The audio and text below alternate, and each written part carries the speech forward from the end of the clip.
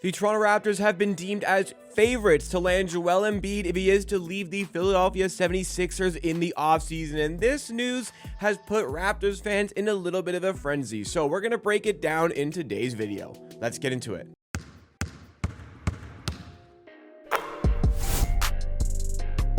This is Amateur Sports, the YouTube channel dedicated to Toronto Raptors content. So drop a like if you enjoyed this one along the way. Make sure you subscribe for more just like it. And I've been getting messages, especially in the live streams on the channel, people sending out like, have you seen this? Joel Embiid, if he is to leave the Philadelphia 76ers, the Toronto Raptors have been made as the favorites to land him. And given his contract situation, that would be through a trade. And there is that possibility right now of the Sixers maybe cleaning house in the offseason. The Sixers are obviously having a horrific season, aspirations to be a champion this season. They really ought to have been contenders this season, considering the fact that they went out, signed Paul George to a massive contract earlier in the season as well. They extended onto Joel Embiid's contract, like max contract extension, keeping him with the team for 4 more years beyond this year, but things really have just not worked out.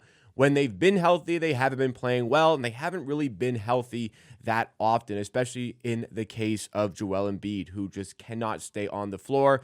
And it seems like any day now he could be shut down for the rest of the season, as the Sixers hope to keep on to their pick that is going to be sent out to the Oklahoma City Thunder. Of course, their first-round pick is going to OKC, unless it is in the top 6, because it is a top 6 protected pick. I think playoffs are a little bit too far gone for the team at this point, even if Paul George is taking a step away from his podcast to get his body right, to focus on putting the Sixers in a position to win a championship. That is not going to happen. But Raptors fans, I think there's a little bit of animosity towards Joel Embiid. I mean, I'll say flat out, I hate Joel Embiid. I respect him a lot as a player. He's a phenomenal player, and I recognize that, but no, I don't like Joel Embiid, and the idea of him playing for the Raptors in many ways does not sit right with me. But to understand why there's this animosity towards Joel Embiid, we have to go back to over the history of Joel Embiid and the Raptors franchise. And the beef between the two really started in the 2019 playoffs when the Raptors, of course, went on to win a championship. But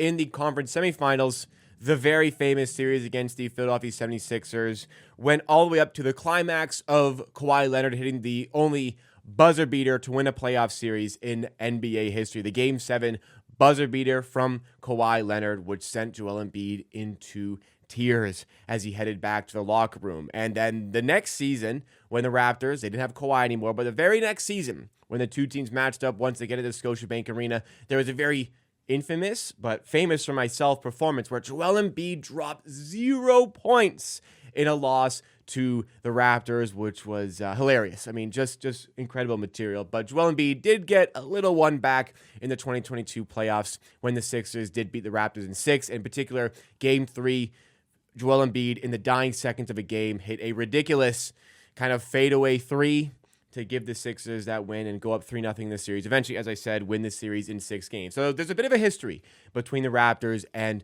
Joel Embiid. But the Raptors are in a position right now where they're tanking. They're going to be tanking for the rest of the year. They might win some games because their schedule is going to be so easy. But the Raptors right now are more focusing on the draft than they are focusing on getting into the playoffs, especially from a management perspective. But next year, that's going to change.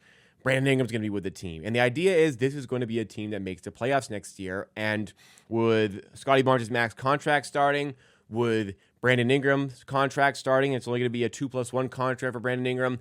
This team would like to be a contender as fast as possible. And certainly getting a player who has been an MVP, one of the best players in the league for a number of years now, Joel Embiid, would help the Raptors do that. So the Raptors, like I said, showcasing the odds here, have according to Bovada, a plus 1,500 odds at landing Joel Embiid in the offseason. But again, this is if he does leave the 76ers. The Sixers aren't priced into this. It's if he does leave the 76ers. For those curious, plus 1,500 odds would imply a probability of just above 6%. However, for a betting market like this, the house edge is not priced into that percentage. So if we actually were to price in the house edge, I think we would land somewhere closer to 3 to 4% chance of that actually happening if, again, he does leave the 76ers, because that is the whole thing going on right now. These are odds if he leaves the 76ers. But what would the odds be for him to stay with the 76ers? I would say it is very, very likely, well above maybe 90% chance Joel Embiid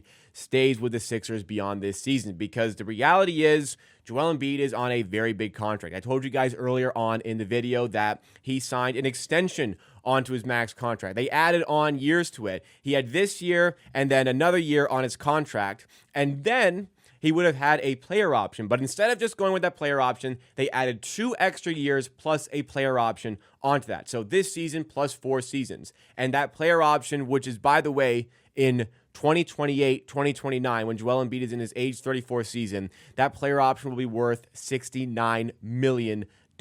And based on the way things are trending right now, unfortunately, I feel like Joel Embiid is going to have to take that, because it's just been a disaster with injuries. And you really feel the pain, like, metaphorically in his voice.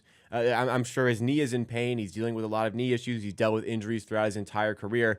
But you can really feel like he's at a loss for like what he can do at this point, because so many operations have been done. The amount of MRIs that Joel Embiid has probably endured on his knee. Like, I've done it once, and it sucks. I can't even imagine how many Joel Embiid has done for his knee in the past, and will be doing in the future as well. He just doesn't know what he has to do or what he can do, if anything, to get himself right. And for the 76ers to get Joel Embiid back to where he was playing, where he was near an MVP. And if he was playing near an MVP, we wouldn't be having any of these discussions whatsoever. But, you know, with the threat of the Sixers kind of like just deciding to bottom out a little bit, which I don't know if they're even capable of doing because of how much Paul George is getting paid. Nobody's going to want that contract, and how much Joel Embiid is getting paid, and all the things associated with this team. I don't feel like that's going to happen, but hey, let's explore the possibility of that and the Raptors being favorites to land him if he does go end up in a trade. So, as I said, the difficulty in making this trade happen, this is a very unlikely trade for starters. Very unlikely, even if Joel Embiid decides to leave, but it's even more incredibly unlikely the Sixers would be able, I think it's unlikely they will want to part with Joel Embiid, and I think it's incredibly unlikely that they will be able to trade him. I'm not really sure what the suitors are going to be out there, given this just injury situation. Like, we don't know if Joel Embiid is ever going to get back to what he has been previously, so I don't see many teams being excited about the possibility of taking that gamble, because trading for him is a big gamble. So if you're trading for him, you cannot give everything. Like, you cannot do the 3 first 2 swap sort of trade, the 4 first 2 swap, whatever it's going to be. You can't do that sort of trade when it comes to Joel Embiid, because you just don't know what sort of health situation he is in. You just don't know for sure if you're actually going to be able to get him on the floor. And if you do get him on the floor, you have no idea how close he's going to be to what he's been previously. And it's sad to say, as much as I don't like the player, I hate this player, but it is always sad to see injuries plague a player like this. And look, maybe he gets himself right in the offseason. Maybe he comes back and plays phenomenally. But there are a lot of risks associated with this trade. And there's just a lot of factors that make this unlikely. So for the people out there worried, I think, about this trade happening, don't worry. This is unlikely, and I just don't think the Raptors would make a move like this. I know Masai Ujiri's ultra aggressive, but I can't see Daryl Morey and the 76ers coming to this conclusion of trading him, and especially trading him at a cut price deal. So, for a number of reasons, I wouldn't worry about it. Me personally, I don't want this trade to happen, because I think, again, you'll have to give away a lot to make it happen, and it's just such a risk right now with Joel Embiid that, unfortunately, I just don't think it's worth taking. So, Joel Embiid to the Raptors, look, I can't say it won't happen anymore. It cannot happen, because if Luka Doncic can get traded, anything is possible. But, realistically, I would bet a lot of money that Joel Embiid is not going to be joining the Toronto Raptors. So what do you make of these discussions?